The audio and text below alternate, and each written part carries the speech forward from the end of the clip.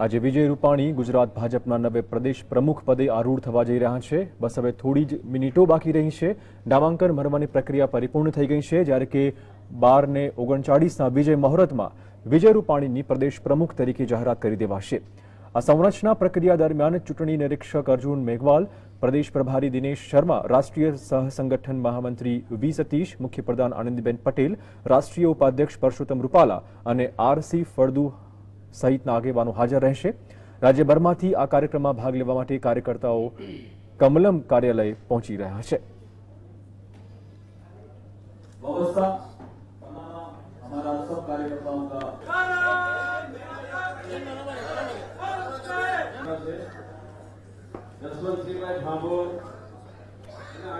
તો 2017ની ચૂંટણી પહેલાની ભાજપ માટે આ મહત્વપૂર્ણ વરણી। વિજય રૂપાણી ભાજપના નવા પ્રદેશ અધ્યક્ષ બનશે। આરસી ફળદુની જગ્યા તે લેશે। કોઈ જ્ઞાતિના આધાર ઉપર નહીં, પરંતુ સક્ષમ, સૌની સાથે સંબંધો રાખીને સૌની સાથે ચાલવાની ટેવવાળા, સંગઠનના અનુભવી અને એક સારા કાર્યકર્તા તરીકે વિજયને પસંદ કર્યા છે।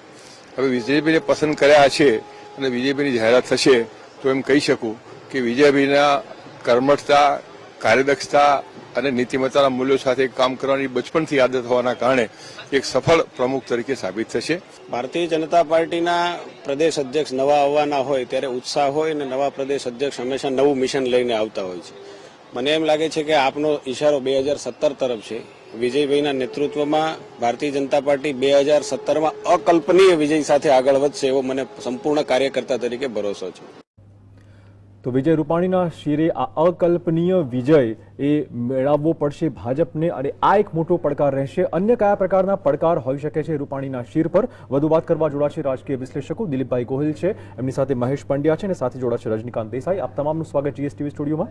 દિલીપભાઈ, સૌથી પહેલા પડકારની થોડી ઘણી વાત કરી લઈએ તો હંમેશા એવું કહેવાતું કે ભાજપનું જે પ્રદેશ અધ્યક્ષનું પદ છે ગુજરાત માટે કાંટાળો તાજ સમાન હોઈ શકે છે, કેવી રીતે? એકચ્યુઅલી એ થોડું વાત એટલા માટે છે કે છેલ્લા 10 વર્ષથી તો એવી સિચ્યુએશન હતી કે પ્રદેશ પ્રમુખનું આમ કોઈ બહુ મહત્વ જ નહોતું, એ ખાલી નામ માત્રના રહી ગયા હોય, કારણ કે સત્તાનું એક કેન્દ્ર છે નરેન્દ્ર મોદીની આસપાસ ઉપસ્થિત થયું હતું। પણ સંગઠનની બહુ મોટી જવાબદારી હોય છે અને Bhajap basically cadre base party છે એવું આપણે માનતા હતા, એને કારણે સંગઠનનું બહુ વધારે મહત્વનું છે, સંગઠનની પાંખ હોય છે સરકારની પાંખ કરતા। એ સિચ્યુએશન અહીં જુદી થઈ છે અને કાંટાળો તાજ એટલા માટે પણ છે, હમણાં આપણે એક નેતા બોલ્યા જ્ઞાતિને ધ્યાનમાં રાખીને નહીં, હવે આવું શા માટે બોલવું પડ્યું એ બહુ અગત્યની વસ્તુ છે। પહેલી વાર એવું બન્યું છે કે કોઈ વ્યક્તિ જે છે એ દરેક જિલ્લાના કાર્યકરોને જાણે છે ખરો, પક્ષના પૂરેપૂરા માળખાથી પરિચિત છે ખરો, એનામાં પૂરતો સમય પક્ષને આપવાને, સંગઠન આપવા માટેની શક્તિ છે ખરી, અને ખાસ કરીને ગુજરાતના બધા જ વર્ગના લોકોને સ્વીકાર્ય બને એવો ચહેરો છે કે કેમ। આ પ્રકારના ગુણ આપણે કોઈ પક્ષ પ્રમુખમાં જોતા હોય છે।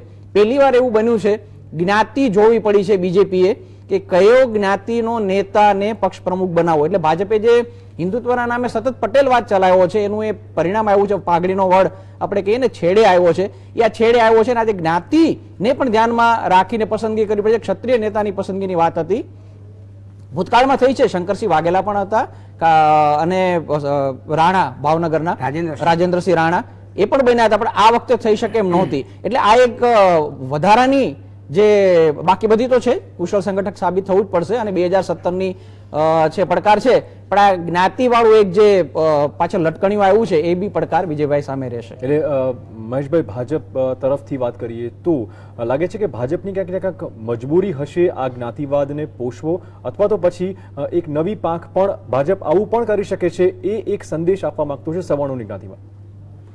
બિલકુલ, દિલીપભાઈ બહુ સરસ એમણે વિશ્લેષણ કર્યું છે કે અત્યારથી તમે ભાજપનો રેકોર્ડ જુઓ તો કાશીરામ રાણાને બાદ કરતા પટેલો અને દરબારો જ રહ્યા છે, ક્ષત્રિયો રહ્યા છે। પટેલ આંદોલને બહુ જ મોટો ફટકો આપ્યો અને એની સામે ઓબીસી આંદોલન શરૂ થયું, અને એટલે પછી એમણે આ બંનેમાંથી બાજુ પર મૂકીને ઉપર પણ અમિતભાઈ વણિક છે, અહીંયા ગુજરાતમાં પણ વિજયભાઈને વણિક મૂક્યા, એટલે વણિકનું પાત્ર પસંદ કરવું પડ્યું। અને દિલીપભાઈ બહુ સચોટ વાત કરી કે એવું શું કામ કહેવું પડે કે અમે જ્ઞાતિવાદને કન્સિડર નથી કર્યું, એનું મતલબ જ કંઈ દાળમાં કંઈક કાળું છે અને આટલો બધો સમય લાગે।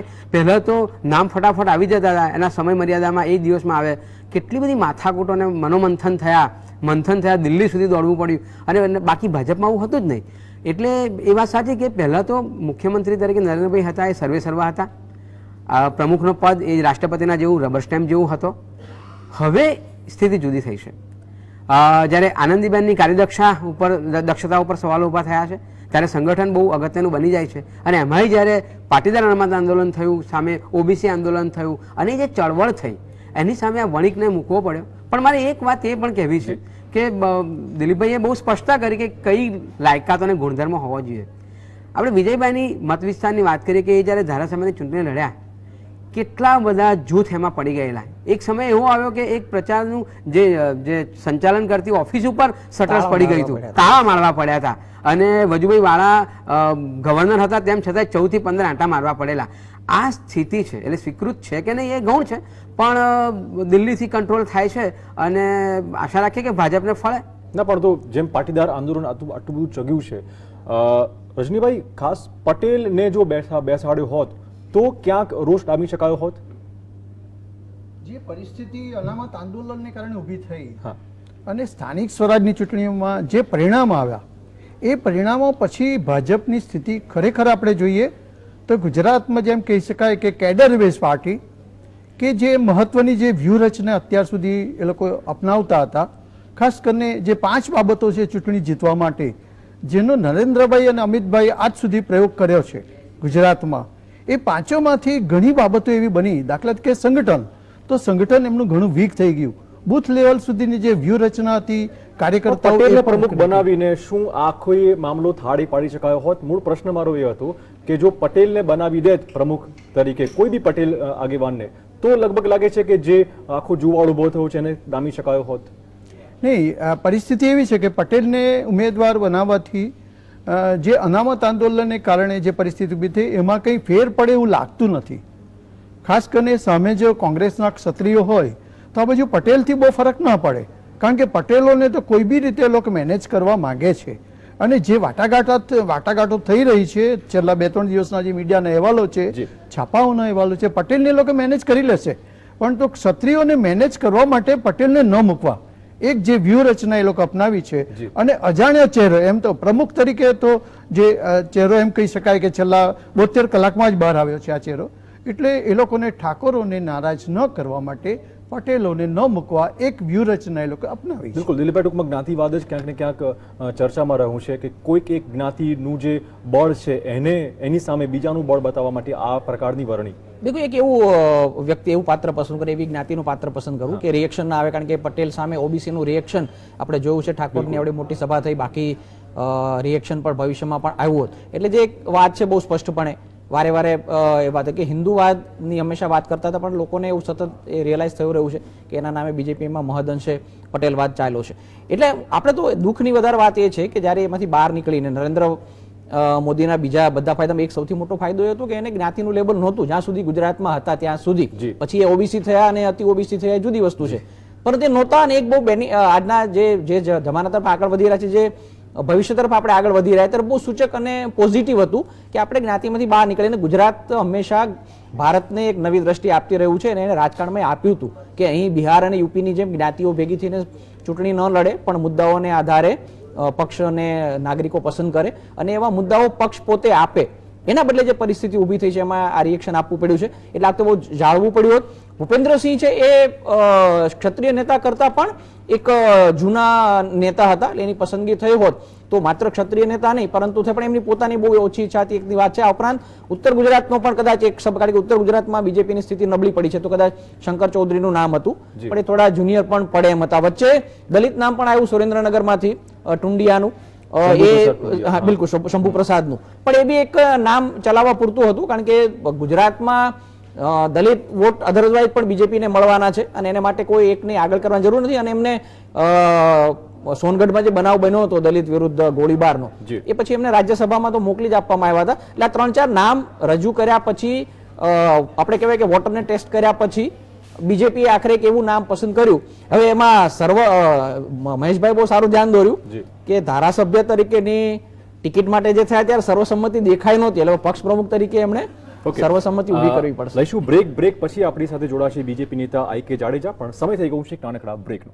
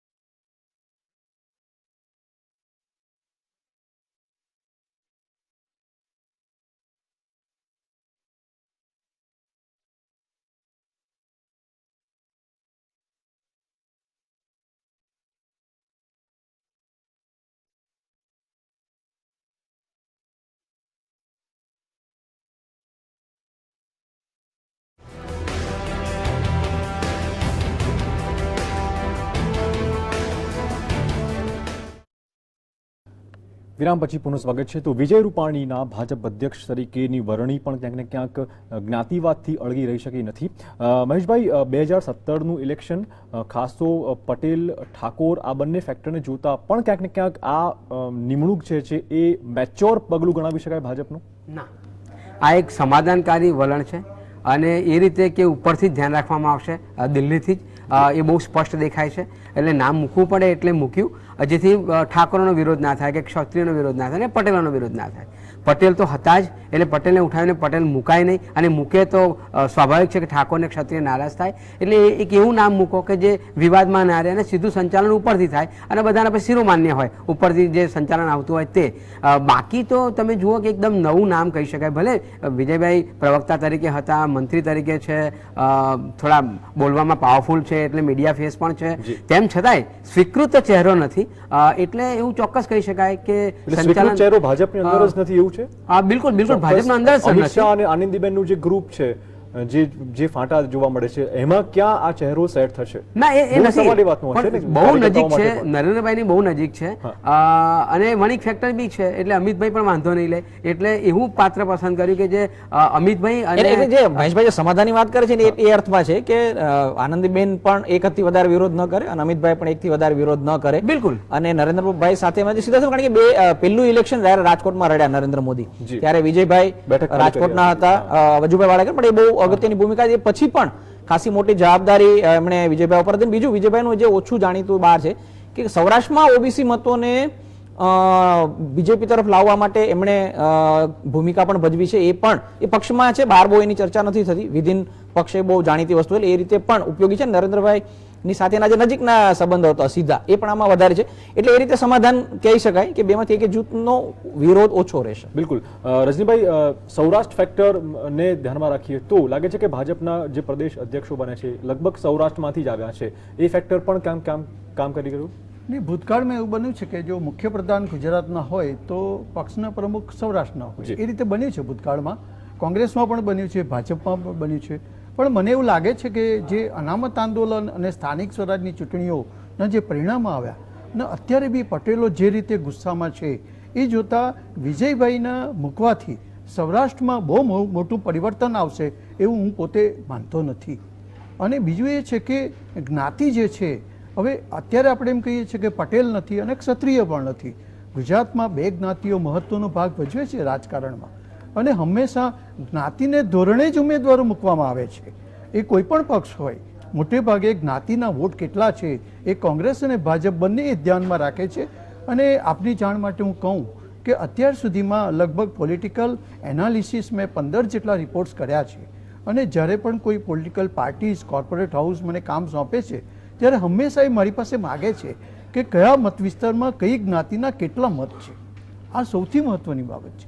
આજે પણ મારી પાસે 182 વિધાનસભા મત વિસ્તારમાં કે 26 લોકસભા મત વિસ્તારમાં કઈ જ્ઞાતિના કેટલા મત છે એ તૈયાર રેકોર્ડ મારી પાસે છે.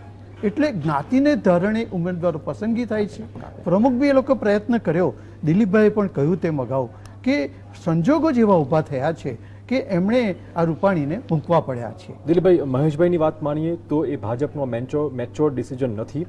અને રજનીભાઈ પણ કહી રહ્યા છે કે બહુ મોટું વોટ બેંકમાં લાભ નહીં થાય, તો પછી ભાજપ માટે એવી કઈ મજબૂરી આ રૂપાણીની વોટ બેંકમાં નુકસાન અટકાવવાનું હતું. મૂળ વાત એ છે, ફાયદો થાય કેમ ન થાય, પરંતુ વોટ બેંકમાં જે નુકસાન થવાનું હતું એ અટકાયું છે. બીજું, જેમ કે પક્ષ પ્રમુખ તરીકે થોડી જવાબદારી વધારે હોય છે, વધારે લાંબા કલાકો કામ કરવું, દાખલા તરીકે સતત એટેન્શન આપવું, પ્રવાસ કરવો, જુદા જુદા જિલ્લા કક્ષાના ઇવન તાલુકા કક્ષા સુધીનું જે સંગઠન છે એની સાથે સીધો સંપર્ક રાખવો, ઉપરાંત એક જાહેર જીવનમાં પણ એમણે એક પક્ષનો ચહેરો રજૂ કરવાનો છે. ફળદુને આપણે જાણીએ છીએ, ફળદુનું નામ આપણે એવો મજાકમાં એવું બી કહેતા હોય છે કે ભાજપના ઘણા કાર્યકરોને પણ ખબર નથી કે એમના પક્ષ પ્રમુખ કોણ છે. એનાથી વિપરીત ખાસા લાંબા સમયથી સક્રિય છે. ડિસેમ્બર 2012ની જે ચૂંટણી હતી એના લગભગ 3-4 પહેલાથી પ્રવક્તા તરીકે સતત વિજયભાઈ છવાયેલા રહ્યા છે મીડિયામાં. અને આજનો જે જમાનો છે ઇલેક્ટ્રોનિક મીડિયાનો, એમાં એ વધારે સારી રીતે હેન્ડલ કરી શકે એમ છે. એ પણ એનું એક પોઝિટિવ પાસું છે. કારણ કે અને એને કારણેના જે મુદ્દાઓનો અભ્યાસ છે, અને એ મુદ્દાઓનો અભ્યાસ બીજેપીને ફાયદો થાય રીતે રજૂ કરવાની જે વાત છે, એમાં પણ એને બેનિફિટ થઈ શકે એમ છે. પરંતુ જે વાત કરી, આખી વાત જ્ઞાતિવાદ તરફ ગઈ છે, ત્યારે એમણે એને વધારે સારી રીતે મેનેજ કરવું પડશે અને બેલેન્સ કરવું પડશે. અને એના માટે એને કોશિશ પણ કરવી પડશે. પણ જેટલા આ 2-3 પોઝિટિવ પાસા છે એની સામે હવે આ એક જે 2-3 નેગેટિવ છે એ, અને બીજું શહેરી વિસ્તારમાં પ્રભુત્વ જળવાઈ રહ્યું છે, વધારે જરૂર ગ્રામીણ વિસ્તારમાં છે. હવે ગ્રામીણ વિસ્તારના ચહેરો તમે વિજય રૂપાણીનામાં નજર સામે મૂકીએ તો એ વધારે શહેરી ચહેરો છે, ગ્રામીણ ચહેરો ઓછો છે. એટલે જ્યાં જરૂર છે બીજેપીને ગ્રામીણ વિસ્તારમાં વધારે મજબૂત કરવાનો છે પક્ષનો, ત્યાં એમણે વિશેષ કામ કરવું તો પડશે. પણ જેમણે આ ફેંસલો લીધો છે કે પક્ષના જે અધ્યક્ષ છે વિજય રૂપાણી બને, મહેશભાઈ કઈ પરિબળો, જેમ અત્યારે તમે ત્રણેય નેગેટિવ થઈ રહ્યા છો કે બહુ મોટો ફાયદો કે લાભ કશું થવાનું નથી, કોઈ બેચર ડિસિઝન પણ નથી, તો ભાજપના જે મોવડીઓ છે જેમણે આ નિર્ણય લીધો છે કયા આધારે લીધો હશે?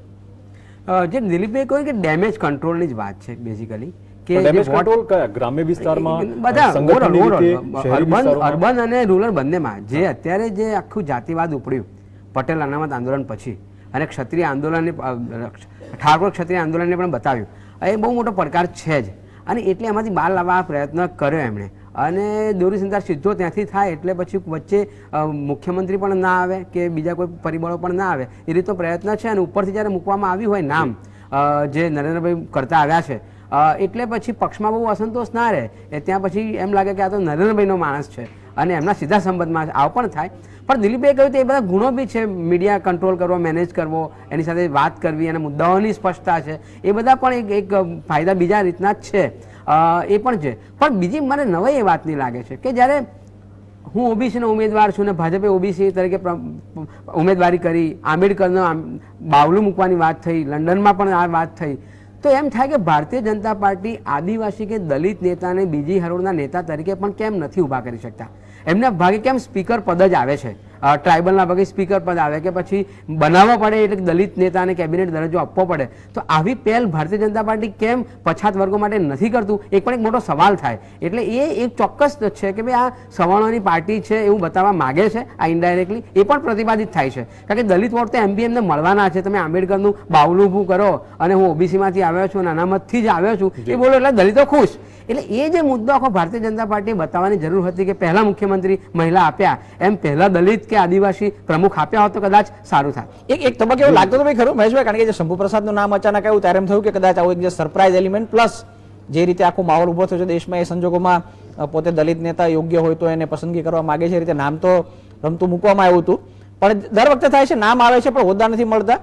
વિજયભાઈના સંદર્ભમાં એ પણ વાત થાય છે કે વજુભાઈ વાળો જે બંગલો હતો 23 નંબરમાં એમાં એ રહેતા હતા, અને એ બંગલામાં જે રહી છે એને એવું પદ મળે છે, પદ મોટું પણ કઈ મહત્વનું નહીં. અને એ રીતે મનસુખ વસાવા, તમે આદિવાસીની પણ વાત કરી, મનસુખ વસાવાની ઓફિસમાં છેલ્લે વિજયભાઈ બેસતા હતા, તો મનસુખ વસાવાને પણ એ રીતે પદ મોટું પણ શું, એટલે ઘણીવાર કેટલાક પ્રધાનો જે ના પાડતા હતા પક્ષ પ્રમુખ થવા માટે, એની પાછળનું કારણ પણ એ હતું પક્ષ પ્રમુખ થઈને કરવાનું શું, મહેનત કરવાની, મેવા નહીં લેવાનું. સવાલ એ વાતનો કે શું રબર સ્ટેમ્પ જ ફરી પાછો એક નવો ઉભો થશે ભાજપ માટે? ના, એવું નહીં બને, એવું નહીં બને. બિલકુલ એમની છાંટ ક્યાં જોવા મળશે ખરી? ના, એવી છાપ નહીં મળે, કારણ કે ફળદુ કરતા એ થોડા ફળદુ પણ રબર સ્ટેમ્પ એવું આપણે નહીં, પણ એ બહુ ઓછા જાહેર જીવનમાં દેખાતા હતા. અને બીજું નરેન્દ્ર મોદી વખતે લગભગ 10 વર્ષનો એક એવો ગાળો ગયો પક્ષ પ્રમુખે ખરેખર કંઈ નહોતું કરવાનું. એ પહેલાની વાત કરીએ આપણે શંકરસિંહ વખત, શંકરસિંહ પોતે એક્ટિવ હતા, પોતે મોટા ગજાના નેતા હતા, અને એ વખતે પક્ષને ઉભો કરવાનો હતો, એમનું એક કામ હતું. કાશીરામ રાણાનું સુરતમાં, ઉપરાંત સુરતના જે સાઉથના જે અન્ય વોટ છે એમાં એની વ્યક્તિગત ક્ષમતા પણ એને કામ આવે. રાજેન્દ્રસિંહ રાણા હતા, એનું સંઘ સાથેનું બહુ જૂનું કનેક્શન એમના ફાધર વખતનું, ઉપરાંત એમને પોતે પણ એક ચુસ્ત અને સંનિષ્ઠ અને સૌમ્ય પણ ખરા.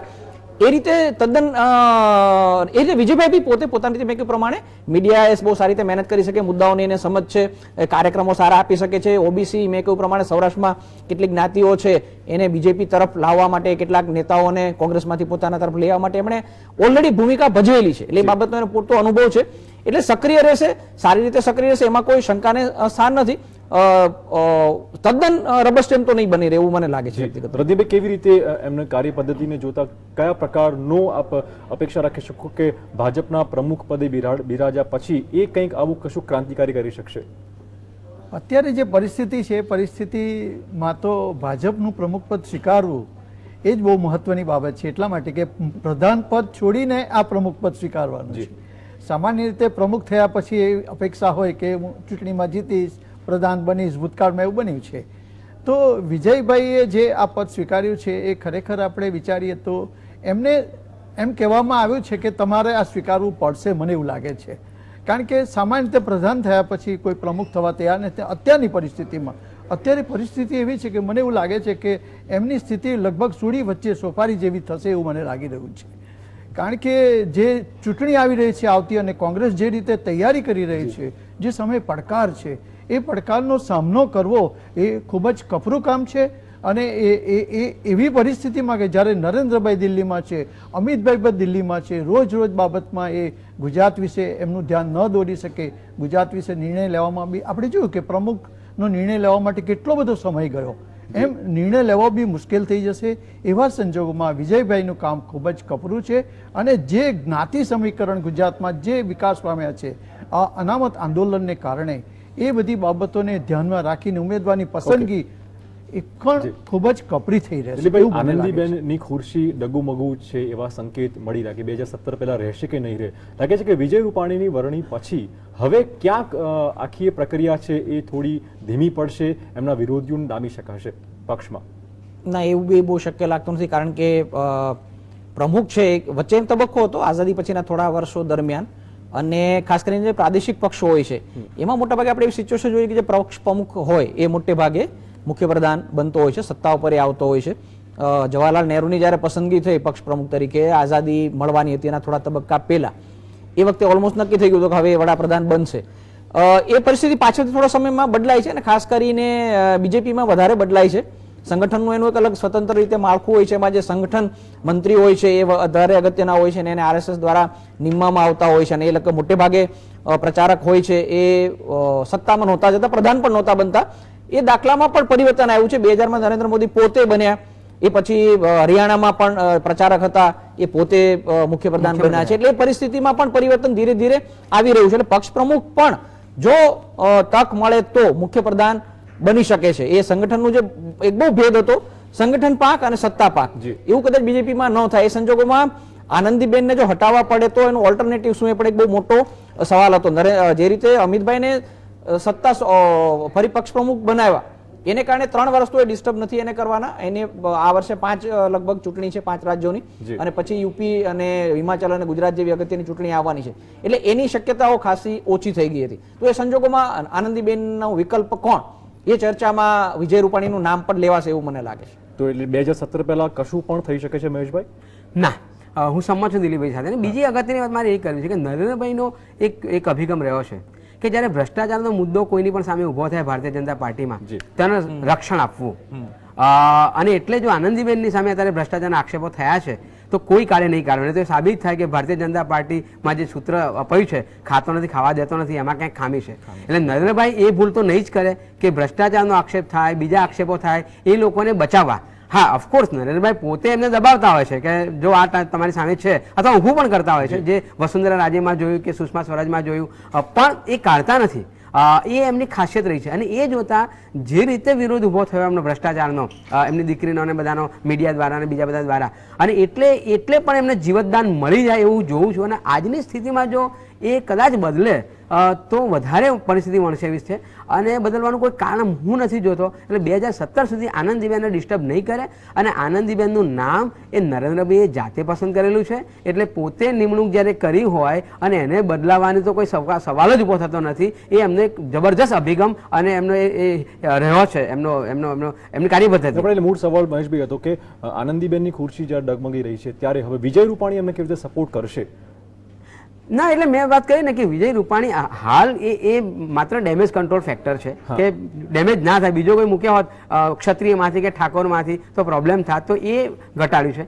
અલ્ટિમેટલી અત્યારે ભારતીય જનતા પાર્ટીમાં એમ કહેવાય કે નરેન્દ્રભાઈ હસ્તગત ચાલે છે બધું, અને એટલે પાર્ટીનો અસંતોષ તો ઊભો નહીં જ થાય, એ પૂરી ખાતરી. સવાલ છે કે વિપક્ષને કેવી રીતે ખાડે છે અને ભ્રષ્ટાચારો કેવી રીતે કંટ્રોલ કરે છે, એ જોવાનું રહ્યું. બાકી ભારતીય જનતા પાર્ટી સંગઠનમાં કોઈ બબાલો થશે એવું હું નથી માનતો. બિલકુલ. રજનીભાઈ, વિપક્ષની વાત કરીએ મહેશભાઈ, વિપક્ષ કેવી રીતે જોતું હશે આખી આ વરણીને? વિપક્ષને એમ લાગે છે કે જે સંજોગોમાં રૂપાણીની પસંદગી થઈ છે એ અમારે માટે સારું છે, વિપક્ષ જોઈ રહ્યો છે. કારણ કે એમની પાસે ઠાકોર પ્રદેશ પ્રમુખ છે, અને આજે તમે જો તો આદિવાસી, એસસી અને ઠાકોર વોટ બેંક છે, ખાસ કરીને બક્ષી પંચ એમાંનો, એ લગભગ એમ કહી શકાય કે એના 80% વોટ મારી દ્રષ્ટિએ એનાલિસિસ દ્રષ્ટિએ કોંગ્રેસને મળે છે અને પટેલ વોટો જેમને મળ્યા એને કારણે એ લોકો 23 જિલ્લા પંચાયતો કબજે કરી છે. જી મુખ્ય પ્રશ્ન કોંગ્રેસ માટે એક જ છે કે 23 જિલ્લા પંચાયત કબજે કર્યા પછી 6 જિલ્લા પંચાયતમાં જે પાર્ટીનો અંદર જૂથબંધી જે બહાર આવી છે એ જ સૌથી એમને માટે નુકસાનકારક છે. હંમેશા વર્ષોથી આપણે જોઈ રહ્યા ચૂંટણીઓમાં કે કોંગ્રેસ 5 વર્ષ દરમિયાન ભાજપને હંફાવવા માટે આંદોલન કરે, બધું કરે, પણ ચૂંટણીના વર્ષમાં છેલ્લો 1 મહિનો એવું કરે છે, જૂથબંધી, ઉમેદવારની પસંદગી એ રીતે કરે છે કે જેનાથી સત્તા પર આવતા અટકી જાય છે. 60-65, 70થી 60-65થી વધુ બેઠક એ લઈ શકતું નથી. એટલે આવનારા દિવસોમાં કોંગ્રેસ ગમે એ કરે, પણ મને એવું લાગી રહ્યું છે કે એમની જે જૂથબંધી છે, જેમ સ્થાનિક સ્વરાજ્ય એટલે કે કંટ્રોલ કર્યો, એમ વિધાનસભાની ચૂંટણીમાં જો કંટ્રોલ કરી શકશે તો ભાજપને ટફ ફાઇટ આપી શકશે, નહીં તો ફરી ભાજપ જ સત્તા પર આવશે, સ્પષ્ટ જોઈ રહ્યો છે. ઓકે, ટૂંકમાં વિપક્ષ કોંગ્રેસ ક્યાંક મૂછમાં મલકાતું હશે. અને બીજી પણ આપણે વાત કરવાની છે કે સરકાર અને સંગઠન વચ્ચેનું જે સંકલન છે એ સાધવામાં વિજય રૂપાણી શું ફાળો આપી શકશે, આ વિશે વાત કરીશું, પણ તે પહેલા સમય છે એક બ્રેકનો.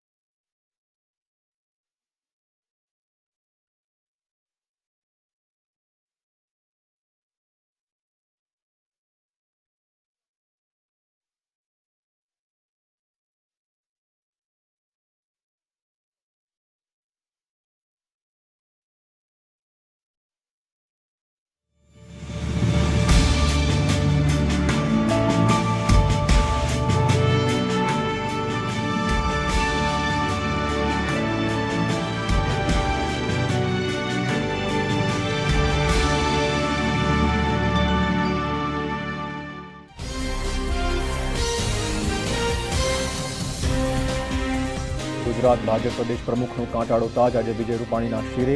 વિજય મુહૂર્તમાં થશે વરણી.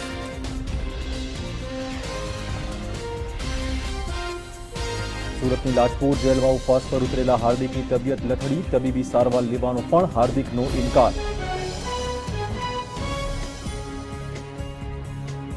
હાર્દિકના ઉપવાસ આંદોલનથી પાસ આગેવાનોનો સરકાર સામે આક્રોશ. હવે હાર્દિક માટે આંદોલન શરૂ કરવાની કવાયત. હરિયાણામાં જાટ અનામતનું આંદોલન ઉગ્ર બન્યું. ઇન્ટરનેટ સેવા બંધ કરાવાઈ. સીએમ ખટ્ટરે બોલાવી સર્વપક્ષીય બેઠક. દેશ વિરોધી નારાના આરોપી કન્હૈયાને ઝટકો. જામીન અરજી પર સુનાવણીનો સુપ્રીમે કર્યો ઇનકાર. હાઈકોર્ટમાં જવા નિર્દેશ. દેશ વિરોધી નારાનો સૂત્રધાર મનાતો ખાલિદ ઉમરના ફોન પરથી અઠવાડિયામાં 800 કોલ થયાનો ખુલાસો. બાંગ્લાદેશ અને ખાડી દેશોમાં કોલ થયાનો ઘટસ્ફોટ. પઠાણકોટ હુમલામાં પાકિસ્તાનનું નવું ચલકચલાણું. મસૂદ અઝહરની સંડોવણીના સજ્જડ પુરાવા છતાં અજાણ્યા શખ્સો સામે જ કરાઈ એફઆઈઆર. પાકિસ્તાની પીએમ શરીફ સાથે પીએમ મોદીની થઈ શકે છે મુલાકાત. આગામી મહિને વોશિંગ્ટનમાં સમિટ દરમિયાન ભેગા થવાના સંકેત.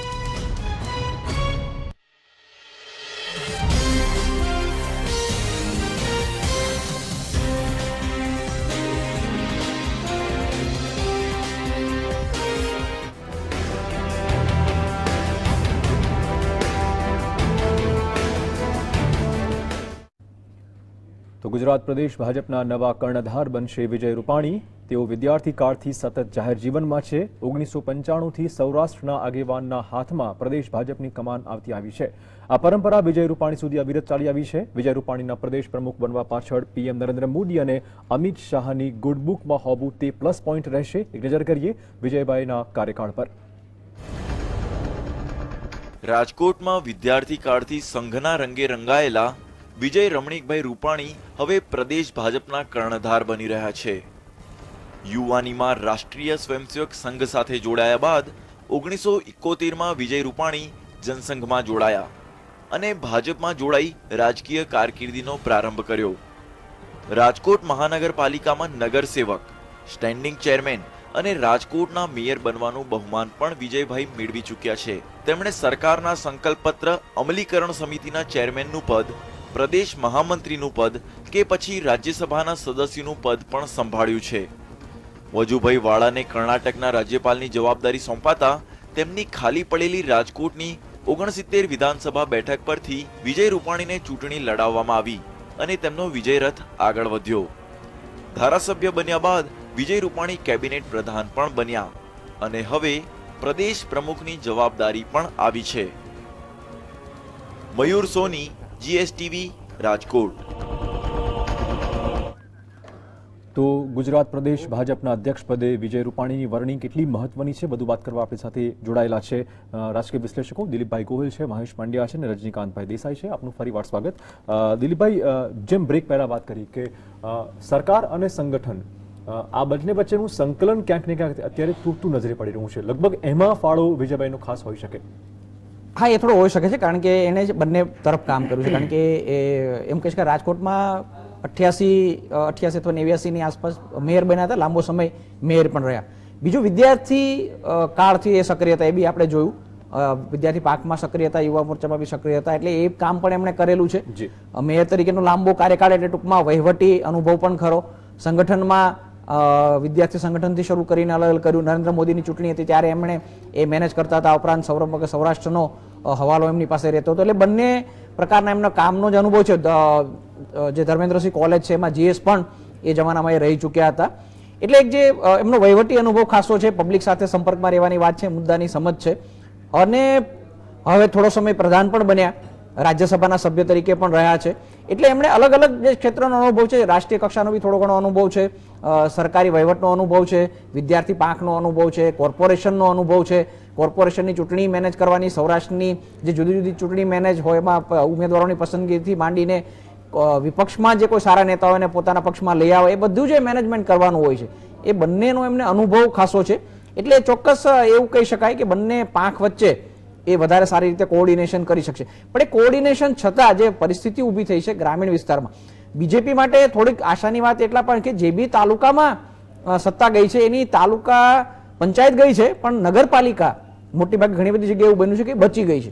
એટલે શહેરી વિસ્તારમાં આધાર જે બચી ગયો છે એ વિજયભાઈને ફાયદારૂપ થશે. પરંતુ ગ્રામીણ વિસ્તારમાં એક સાથે તૂટ્યો છે અને જેને આધારે જ બીજેપીને સત્તા મળી હતી, કોંગ્રેસનો આધાર જ્યાં જ્યાં તૂટ્યો એમાં એક ગ્રામીણ વિસ્તાર બહુ અગત્યનો હતો અને એ આધાર બીજેપીએ પકડ્યો. એના આધારે જ એ ટેકન લાકડી બીજેપી ચાલતું હતું, એ જે તૂટી ગયું છે એ સંગઠન એ પાયાના સ્તરે એમને થોડું હજી વધારે કામ કરવું પડશે. મહેશભાઈ, RC ફળદુનું સ્થાન લેશે વિજય રૂપાણી. RC ફળદુ અને વિજય રૂપાણી એક નેતા તરીકે કઈ કમ્પેરિઝન થઈ શકે ખરી? ના, બંને જુદા છે. કારણ કે આ જરા પબ્લિક ફેસ છે, અર્બન ફેસ છે, વહીવટી અનુકૂળ છે. એટલે જે દિલીપભાઈએ બહુ પહેલા વખત કહ્યું કે ભાજપમાં પણ કેટલાને ખબર નહોતી કે એમના પ્રમુખ કોણ છે, ફળદુ એમ નામ. એટલે રમસ ટાઈમ જેવું જ મોટાભાગનું કામ એવું એક્ઝેક્ટ કહી ના શકાય અંદર શું ચાલતું હોય તે, પણ બહાર એવું પરિપ્રેક્ષમાં દેખાતું હતું કે જાણે કે બહુ મહત્વનું સ્થાન ના હોય અને બેઠા રહ્યા. પણ જે દિલીપભાઈએ વાત કરી એ જરા ચિંતાનો વિષય એ છે કે વિજયભાઈ અર્બન ફેસ છે. અર્બનમાં ભાજપનો ઝંડો લહેરાયો છે. સવાલ ગામડાઓ બચાવવાનો હતો. એટલે ગામડાઓ બચાવી શકે એવો એક ચહેરો જોઈતો હતો જે કદાચ ભૂપેન્દ્રસિંહ ચુડાસમા આપી શક્યા હોત.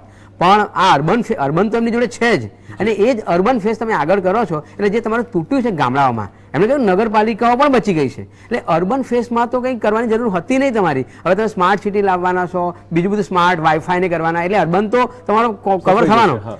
પણ સવાલ ગામડાઓનો હતો અને ગામડાઓ માટેનો આ ફેસ નથી વિજય રૂપાણીએ, એ અર્બન ફેસ છે. એટલે એ કેવી રીતે મેનેજ થશે એક અઘરો સવાલ છે. રજનીભાઈ, ખાસ તો ગામડાઓમાં જે ડેમેજ થયું છે ભાજપને, એ લગભગ રૂપાણીની વરણી પછી પણ કંટ્રોલ નહીં થયું લાગે છે.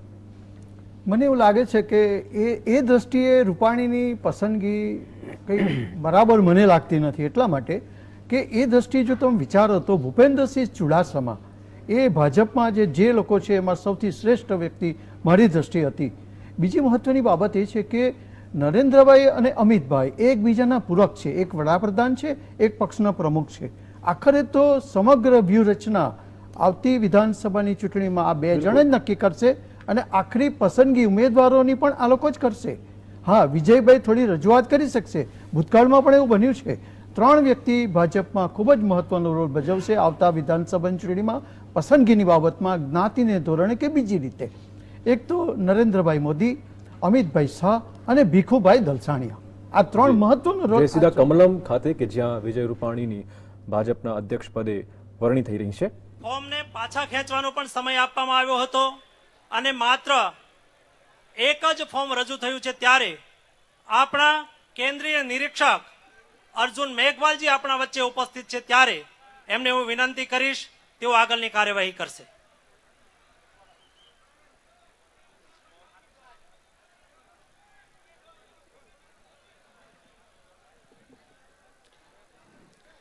सम्मानित मंच, भारतीय जनता पार्टी गुजरात के सभी कार्यकर्ता बंधुओं, राष्ट्रीय नेतृत्व के निर्देशानुसार यहाँ पे चुनाव की कार्रवाई आज संपन्न हुई है. मैं आपको जानकारी के लिए बताना चाहता हूं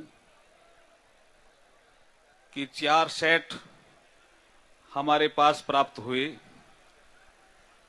रिटर्निंग ऑफिसर के नाते भारतीय जनता पार्टी के संविधान की प्रक्रिया के अनुसार जो प्रावधान उसमें किए गए हैं उसके अनुसार ये जो 4 सेट में 8 फॉर्म हमें प्राप्त हुए उसकी स्क्रूटनी हमने की और चारों सेट में एक ही नाम हमें प्राप्त हुआ, श्री विजय भाई आर रूपानी. मैं रिटर्निंग ऑफिसर के नाते भारतीय जनता पार्टी के प्रदेश अध्यक्ष के लिए जो फॉर्म प्राप्त हुए उसके अनुसार और जो भारतीय जनता पार्टी के संविधान में जो प्रावधान किए गए हैं उसके अनुसार पूरी प्रक्रिया निर्धारित होने के बाद मैं घोषणा करता हूं कि भारतीय जनता पार्टी प्रदेश अध्यक्ष पर श्री विजय भाई आर रूपानी निर्वाचित हुए हैं. निर्वाचित घोषित करने की मैं घोषणा करता हूं.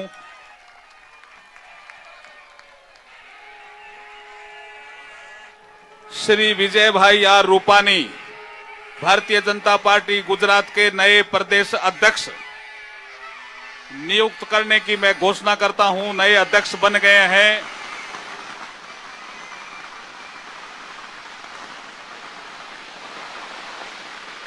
ભારત માતા की આદરણીય ફળદુ સાહેબ, આદરણીય કેસરી પટેલ સાહેબના આગેવાનો, આદરણીય આપણા શરીરમ મે વિચર્ષણમ મંચ ઉપર જીવા મે મધુમત્તમા ઋષિકુમારો શ્લોકો બોલી રહ્યા છે, શંખનાદ થઈ રહ્યો છે, સમગ્ર વાતાવરણ આનંદિત થઈ ચૂક્યું છે. આદરણીય વિજયભાઈ રૂપાણી મંચ ઉપર ઉપસ્થિત થઈ રહ્યા છે અને વિજયભાઈ રૂપાણી વિદ્યાર્થી કાળમાં સૌથી યુવા વયે વિદ્યાર્થી લડતની અંદર જોડાયા હતા અને એ સમયે નિશાની અંદર જેના સૌથી યુવાન કાર્યકર્તા હતા અને એમની સાથે નિશાની અંદર કાર્યકર્તાઓ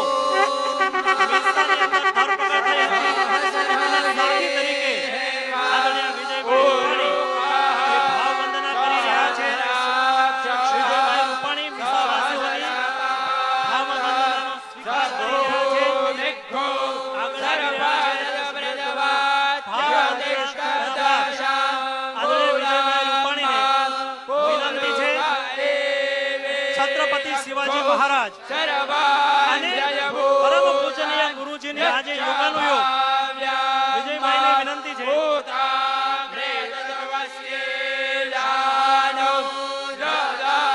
વિજયભાઈ રૂપાણીને વિનંતી છે કે આજે યોગાનુયોગ છત્રપતિ શિવાજી મહારાજ અને પરમ પૂજનીય ગુરુજીની જન્મ જયંતિ હોવાથી એમની પ્રતિમા સમક્ષ ફૂલ અર્પણ કરશે. આદરણીય વિજયભાઈ छत्रपति शिवाजी महाराज અને પરમ પૂજનીય ગુરુજીની પ્રતિમા સમક્ષ ફૂલ અર્પણ કરી રહ્યા છે. સૌ કાર્યકર્તાઓ ઉત્સાહથી આ કાર્યક્રમની અંદર સહભાગી થઈ રહ્યા છે અને હવે આદરણીય વિજયભાઈ રૂપાણી મંચ તરફ આવી રહ્યા છે.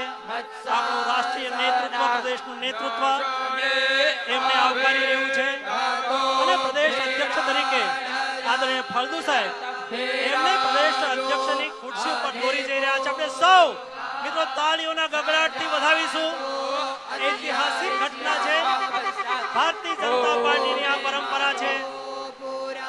આપણા નવનિયુક્ત અધ્યક્ષ વિજયભાઈ રૂપાણીનું સ્વાગત થઈ રહ્યું છે. આદરણીય પ્રદેશ આદરણીય ફળદુ સાહેબ પ્રદેશ અધ્યક્ષની ખુરશી તરફ દોરી જઈ રહ્યા છે અને હવે હું વિનંતી કરીશ અર્જુન મેઘવાલજીને તેઓ તો ગુજરાત ભાજપના પ્રદેશ અધ્યક્ષ પદે વિજય રૂપાણીની વરણી, સૌરાષ્ટ્રમાંથી જ વધુ એક વખત અધ્યક્ષની પસંદગી કરાઈ છે. ખાસ સંઘનું બેકગ્રાઉન્ડ છે વિજય રૂપાણીનું અને બોલકા નેતા કહેવાય છે. અનેક પક્ષમાં ચાલતા વિખવાદો તેમણે સુપેરે સુલઝાવ્યા છે એવા પણ દાખલા છે અને માટે વિજય રૂપાણીની જે પસંદગી છે, વરણી છે, એ ભાજપને હવે કેવી રીતે ફાયદો કરાવશે એ જોવું રહેશે. ખાસ તો એમની સામેના પડકારોની વાત કરીએ તો પાટીદાર અનામત આંદોલન એ સૌથી મોટો પડકાર રહેશે અને ત્યાર પછીનો એનાથી પણ મોટો પડકાર રહેશે 2017નું વિધાનસભાનું ઇલેક્શન, જેમાં ભાજપને તે કેવી રીતે વિજય અપાવી શકે છે તે મહત્વનું રહેશે. ખાસ તો જે સ્થાનિક સ્વરાજની ચૂંટણીઓમાં ભાજપનું ગ્રામ્ય ક્ષેત્રે રકાસ થયો તે ડેમેજ કેવી રીતે કંટ્રોલ કરશે વિજયભાઈ, તેના પર સૌની મીટ મંડાયેલી રહેશે. એમનું અભિવાદન કર્યું છે. ત્યારબાદ મંચ ઉપર બિરાજમાન તમામ આગેવાનોને હું વિનંતી કરીશ કે આપણા નવનિર્વાચિત પ્રદેશ અધ્યક્ષ વિજયભાઈ રૂપાણીનું એક મોટા ફુલહાર સાથે એમનું અભિવાદન કરશે.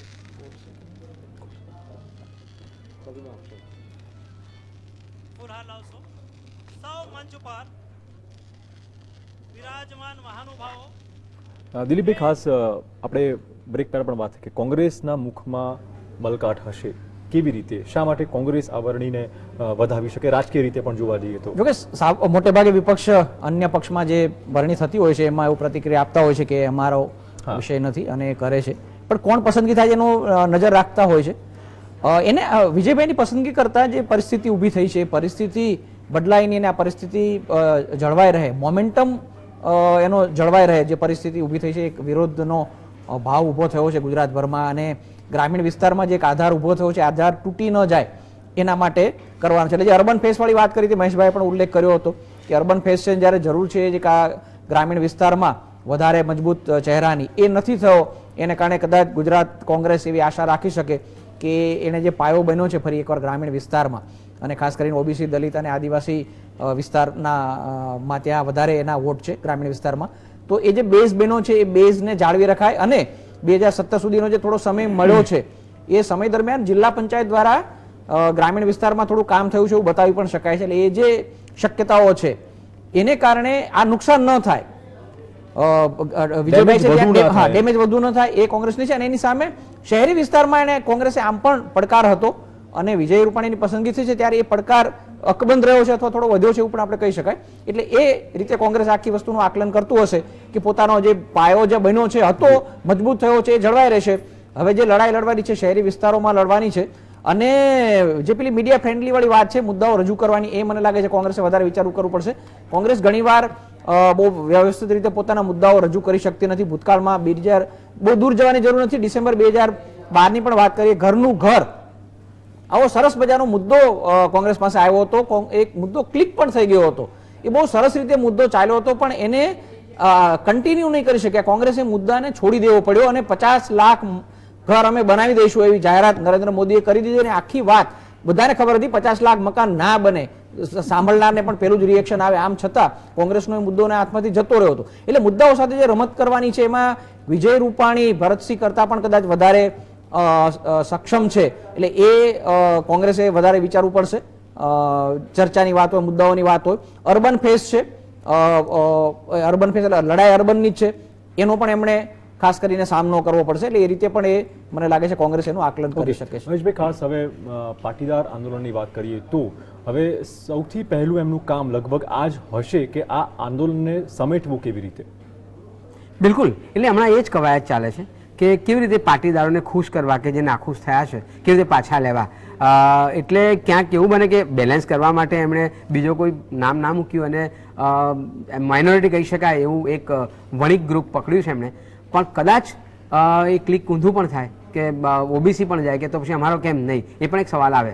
બીજી વાત, દલિતો અને આદિવાસીઓને અંડર એસ્ટિમેટ કરવાની બહુ જરૂર નથી, કારણ કે એ પણ એક ગ્રુપ થાય કે અલ્ટિમેટલી ભારતીય જનતા પાર્ટી તો સવર્ણો તરફ જ છે. ભલે નરેન્દ્રભાઈ વાત કરતા એક જ મુદ્દો આવે, પણ દિલીપભાઈની વાતમાં ખાસો દમ એવું લાગે છે કે જ્યારે બંને પાર્ટીની વાત ચાલે ત્યારે જે ભરતસિંહ સોલંકી છે એ ભલે એન્જિનિયર રહ્યા બધું, પણ એ વાચાળ નથી, બોલકા નથી, મુદ્દાઓને એને ટ્વિસ્ટ કરતા આવડવાની ક્ષમતા નથી. પૂજનીય ગુરુજીની પણ આજે જન્મ જયંતિ છે, એટલે આજના પાવન દિને ગુજરાત ભારતીય જનતા પાર્ટીના નવા પ્રદેશ અધ્યક્ષ તરીકે ગુજરાત ભારતીય જનતા પાર્ટીની આ પ્રતિનિધિ સભાએ હમણાં જ જેમને પ્રદેશ અધ્યક્ષ શ્રી તરીકે વરણી કરી છે એવા આપણા સૌના લાડીલા કર્મઠ કાર્યકર્તા એવા શ્રી વિજયભાઈ રૂપાણી,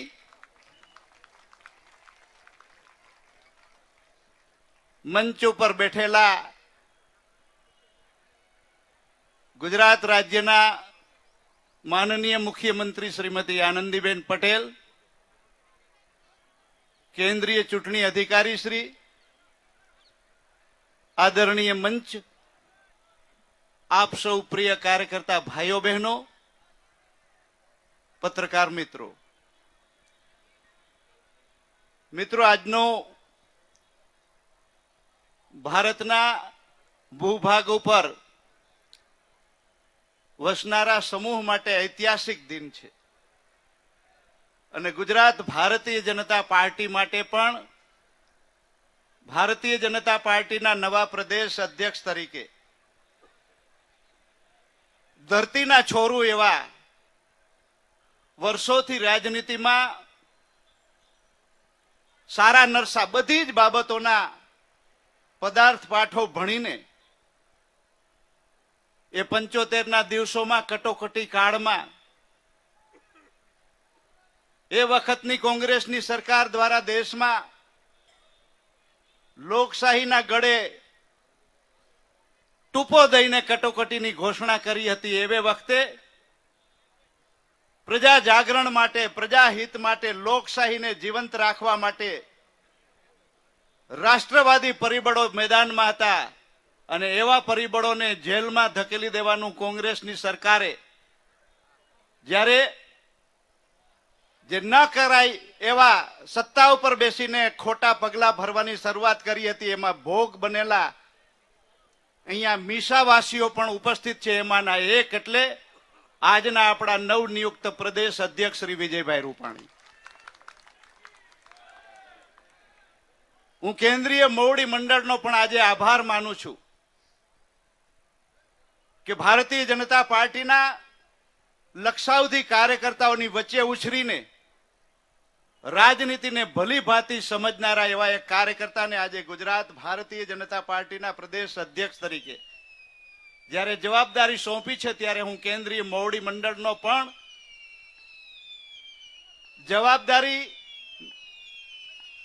ના આજના પ્રદેશ અધ્યક્ષ તરીકેના મારા અંતિમ દિવસે હું એમનો ખૂબ ખૂબ આભાર માનું છું કે ગુજરાત ભાજપના કાર્યકર્તાઓના દિલની લાગણીને આજે એમને વાચા આપી છે. આવનારા દિવસોમાં ગુજરાત ભારતીય જનતા પાર્ટી ભૂતકાળના દિવસોમાં મને પ્રદેશ અધ્યક્ષ તરીકે એક થઈને, એક ટીમ થઈને પ્રદેશ પ્રમુખને હથેળીમાં રાખીને ગુજરાત ભારતીય જનતા પાર્ટીના નેતૃત્વએ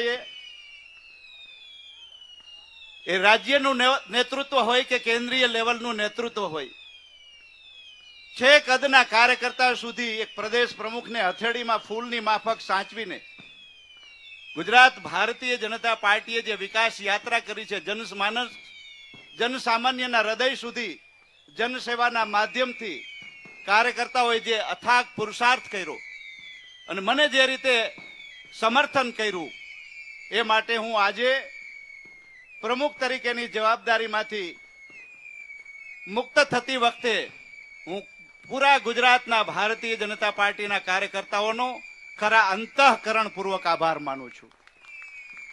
અને હું અપેક્ષા રાખું છું કે આજે આપણે બધાએ સામૂહિક રીતે આપણા નેતૃત્વ તરીકે, પ્રદેશ અધ્યક્ષ તરીકે શ્રી વિજયભાઈ રૂપાણીને જવાબદારી સોંપી છે, ત્યારે આપણે એમને સધિયારો આપીએ, આપણે એમને પડકારો મારીએ કે ગુજરાત હિન્દુસ્તાનની રાજનીતિમાં બદલાવ લાવનારું એક ચાલક બળ રાજ્ય રહ્યું છે, વિકાસને ઈચ્છતું રાજ્ય રહ્યું છે.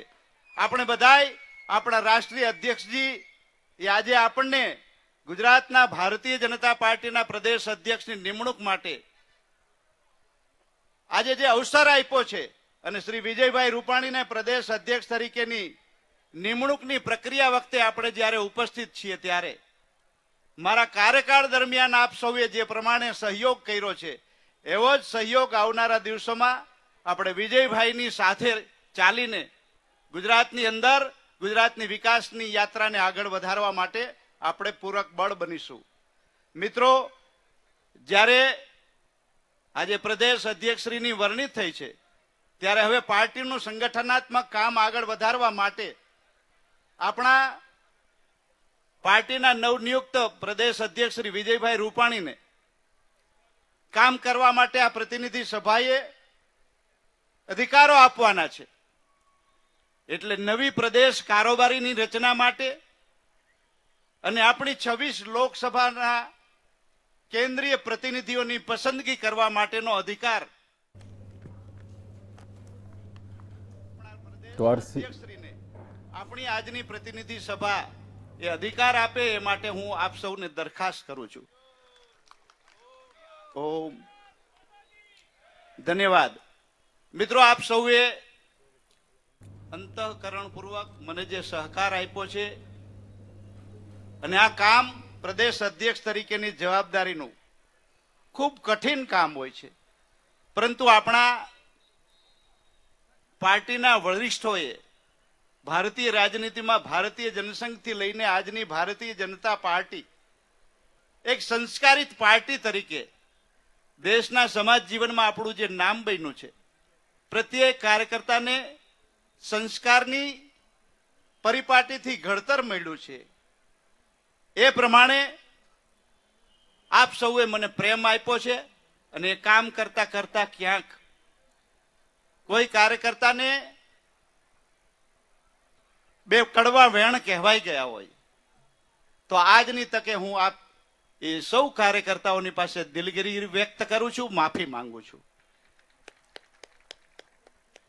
પરંતુ આપણે ભારત માતાનો જયકાર કરવા માટે, ભારત માતાને વિશ્વ ગુરુ દેશ તરીકે પ્રસ્થાપિત કરવા માટે રાજનીતિમાં એક ભારતીય જનતા પાર્ટી એવી પાર્ટી છે કે આપણે રાષ્ટ્રને પ્રથમ સ્થાને રાખ્યું છે, પછી આપણું દલ અને પછી આપણો કાર્યકર્તા.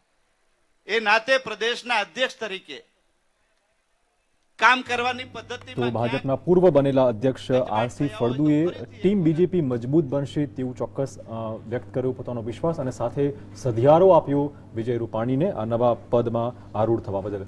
દિલીપભાઈ, જેમ આપણી ચર્ચામાં પણ એવું નીકળ્યું કે ક્યાંક ને ક્યાંક વિજયભાઈએ આ પદ સ્વીકારવું પડ્યું છે, એવું ક્યાંક લાગે? બિલકુલ સ્વીકારવું પડ્યું છે. અને બીજું એમણે સધિયારો આપતા ઉપરાંત છેલ્લે આભાર કાર્યકરોને માન્યો ત્યારે એ પણ કહ્યું કે પક્ષ પ્રમુખ તરીકેનું કાર્ય બહુ કઠિન હોય છે, એટલે જે કઠિન કાર્યનો એમને અનુભવ છે એ અનુભવને આધારે એમણે અનુભવ વાણી પણ ઉચ્ચારી અને સધિયારો પણ આપ્યો વિજયભાઈને કે તમને સધિયારો આપવા ત્યારે સહકાર પણ આપીશું અને આપવો પડશે, કારણ કે સહકાર મળશે પક્ષનો તો થઈ શકે. કારણ કે જે કઠિન કાર્યનો ઉલ્લેખ કર્યો ફળદુએ એ આપણે જોયો છે, પરિણામોમાં જોયો છે, આંદોલનના રૂપે પણ જોયો છે અને એને કારણે જ આ પરિસ્થિતિ આવી છે. સ્વીકાર પાડવાની વાત છે કે એમણે કહ્યું અને એમણે સ્વીકારી લીધું. તો એમાં એ પણ યાદ રાખવું પડે કે બીજેપીમાં મોટાભાગના નેતા એ પ્રકારે પરંપરામાં પાળે છે અને રાજકોટનું ખાસ કરીને અને વિજયભાઈનો અને વજુભાઈ વાળા બંનેનો ઉલ્લેખ કરવો પડે. જ્યારે પણ જવાબદારી સોંપી વજુભાઈ વાળાનો આપણે અલગ બી ઉલ્લેખ કર્યો તો એના પગલે ચાલીને આજે પક્ષ પ્રમુખ બન્યા છે રાજકોટમાં બહુ પાયાથી શરૂઆત કરીને. વજુભાઈને પણ નરેન્દ્રભાઈ પહેલી વાર ચૂંટણી લડ્યા ત્યારે બેઠક ખાલી કરવાનું કહ્યું તો એમણે કરી આપ્યું. ટૂંકા સમય માટે પક્ષનું સંચાલન કરવાનું હતું, સંગઠન સંભાળવાનું હતું ત્યારે એ પણ એમણે સંભાળ્યું હતું. એમને સ્પીકર પદ માટે અથવા તો રાજ્યપાલ પદ માટેની જ્યારે વાત આવી ત્યારે એમણે એ પણ સ્વીકારીને એ કર્યું હતું. અને વિજયભાઈએ પણ જ્યારે જે જવાબદારી સંભાળી છે, મોટાભાગના લોકોને પ્રધાન બનવાની ઈચ્છા હોય, આપણે જાણતા હોઈએ છીએ, મોટે બોલતા ન હોય, પણ એ છતાં વિજયભાઈ માટે એટલું એ કહી શકાય કે એમણે પાંખની જવાબદારી સોંપાઈ હોય કોઈ સંગઠનની તો એ સંભાળ્યું છે. મેયર બનાવ્યા તો એ તરીકેની કામગીરી સંભાળી, મેયરમાંથી ફરી પાછા સંગઠનના કાર્યમાં લગાડ્યા, રાજ્યસભામાં મોકલ્યા, રાજ્યસભામાં પણ એમણે કામ કર્યું, ફરી પાછા રાજકોટ જઈને કામ કર્યું. એ સંજોગોમાં એમને આજે જવાબદારી સોંપવામાં આવી એટલે એમણે પોતાની રાજકોટની પરંપરા, ભાજપની રાજકોટની પરંપરા, કારણ કે જનસંઘથી ચાલી આવતી આ પરંપરા છે રાજકોટમાં, અને જે આજે ઊભો છે બીજેપી એના પાયામાં ક્યાંક તો રાજકોટ છે. એની પહેલા બહુ જૂનામાં વાત કરીએ તો બોટાદ છે, પણ આપણે વધારે રાજકોટ તરીકે જ એને જાણીએ છીએ. એટલે ત્યાં જે એ ભૂમિમાં જે જૂની પેઢીના બીજેપીના નેતાઓ ઊભા થયા હતા એનો સીધો પરિચય વિજયભાઈને છે. એ લોકોની સાથે કામ કર્યું છે. આપણે એ બીજું કે કેશુભાઈને પણ મળવા ગયા ગઈકાલે. વિજયભાઈ કેશુભાઈને જઈને પણ મળ્યા. સત્તાવાર રીતે કેશુભાઈ હવે બીજેપીમાં નથી, એમના દીકરા છે પણ પોતે નથી, છતાં એમને જઈને મળ્યા. એટલે બધી વાત એ દેખાડે છે કે જે મૂળ ઢાંચો બન્યો તો, જે ભૂમિકા બદલાઈ જમીન પર એક જે આદર્શ ઉભો થયો રાજકોટનો, એ પરંપરા પ્રમાણે એમણે કહ્યું ત્યારે એમણે સ્વીકાર્યું. બિલકુલ. મહેશભાઈ, બુમરેંગ સાબિત નહીં થાય એવું કોઈ આશ્વાસન મળે ખરું આ વરણી? હવે તો સમય બતાવે, પણ આજે જે એમનો સ્વભાવ જે પ્રકારનો છે, બહુ બોલકા નેતા છે, બોલકા નેતા છે.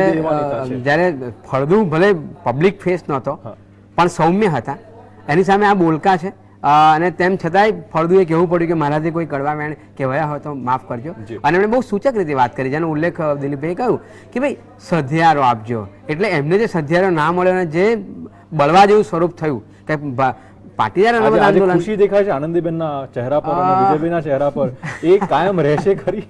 એટલે સૂચક એમણે કહ્યું કે ભાઈ આ પ્રતિનિધિ સભા સધિયારો આપે અને એમને છૂટ આપે તો આ ભારતીય જનતા પાર્ટીનું 2017નું ઇલેક્શન જે રીતે કહ્યું કે અકલ્પનીય વિજયથી જીતી શકાય એવું માહોલ બને, પરિણામો પણ આવી શકે. એ જે કઠિન વાત છે ફળદુએ ઉલ્લેખ કર્યો, એ વખતે સધિયારો બિલકુલ જ પડશે વિજયભાઈ ઘણા બધાનો. બાકીના લોકો પણ એમને અભિનંદન આપી રહ્યા છે. વિરુદ્ધ જઈને પણ ક્યાંક ને ક્યાંક પક્ષ માટે હવે એમને કરવું પડશે. બિલકુલ બિલકુલ બિલકુલ. સ્વભાવમાં પરિવર્તન કરી શકે છે, કાર્યકરો સાથે બોલકા છે, પણ એવું જરૂરી બી નથી કે આપણે ઘણી વાર કહેતા કે બેકરૂમ મેનેજરની પણ પક્ષને બહુ જરૂર હોય છે. એટલે વિજય રૂપાણીમાં એવું કહી શકાય કે બંને રીતે છે, જાહેરમાં પણ પોતાનું એક છબી ઊભી કરી શકે, ઉપરાંત બેકરૂમ બોય તરીકે પણ એ કાર્ય કરે છે. ઘણીવાર આવું કોમ્બિનેશન ઓછું હોય છે. ફળદુની જ આપણે વાત કરીએ તો એ જાહેર જીવનની વ્યક્તિ નહોતા, જાહેરમાં ઓછા દેખાતા હતા, બેકરૂમ બોય તરીકે વધારે કામ કરતા હતા. વિજયભાઈ બંને કરી શકે છે. જે આપણે અગાઉ વાત કરી કે રાજકોટમાંથી શરૂઆત કરીને, બહુ નાના પાયેથી શરૂઆત કરીને રાજ્યસભામાં જ્યારે દિલ્હીમાં હતા ત્યારે ત્યાં સુધીની કામગીરી દરમિયાન બંને પ્રકારની કામગીરી કરી શકે છે. જાહેરમાં પક્ષ માટેના જે કોઈ મુદ્દા હોય એ મુદ્દાઓને પ્રજા સુધી લઈ જવાના હોય, મીડિયા સુધી લઈ જવાના હોય, વિપક્ષ સામે પ્રહારો કરવાના હોય, વિપક્ષના મુદ્દાઓને તોડી નાખવાના હોય, એ બી કરી શકે છે. ઉપરાંત પડદા પાછળની ચૂંટણી દરમિયાન પણ વિજય રૂપાણીની કામગીરી અગત્યની રહેતી હોય છે. સૌરાષ્ટ્ર, લગભગ સમગ્ર સૌરાષ્ટ્રમાં, માત્ર રાજકોટમાં જૂથબંધી વચ્ચે પણ એ ટકી ગયા. વજુભાઈ વાળાની જગ્યા એમને બનાવવા એ પહેલી વાર અગાઉ પણ આવેલું, 2012 વખતે પણ અને 2007માં પણ એમની એક વચ્ચેની ચર્ચા હતી, એ પછી પણ એ ટકી ગયા છે. અને એટલી કડવાશ પણ નથી પેદા થઈ આ જૂથબંધી. એટલે જે સામાન્ય રીતે આપણે કોંગ્રેસમાં જોતા હોય છે કે ઝઘડા બી થાય પણ પછી પાછળથી બધું થાળે પણ પડી જાય, એટલે કડવાશ વિનાના ઝઘડા પણ વિજય રૂપાણીએ જોયા છે. એટલે એમ કહી શકાય કે જે વ્યાપક અનુભવ છે સંગઠનનો અને પેલાનો, એ હવે એમણે કામે લગાડવો. પણ દિલીપભાઈ, પબ્લિક પરિપ્રેક્ષમાં જો વાત કરીએ તો જે કોંગ્રેસના પ્રમુખ છે એ પબ્લિક ફેસ નથી અને એ આવતા બી નથી. જ્યારે અહીંયા અત્યાર સુધી ભારતીય જનતા પાર્ટીના પ્રમુખ નહોતા આવતા ફળદુ, હવે આ બહાર આવશે અને સીધો પબ્લિકને સંબોધન કરશે. તો મીડિયાના પણ પ્રશ્નો જે આવે છે જે ટેકલ કરવાના છે એ કરશે. એટલે એ રીતે પણ તમે જોવા જાવ તો એક પાવરફુલ નેતા ભાજપને મળે. આપણે ચર્ચા આગળ ધપાવીશું, પરંતુ હવે જોઈ લઈએ 1 વાગ્યાની હેડલાઇન્સ.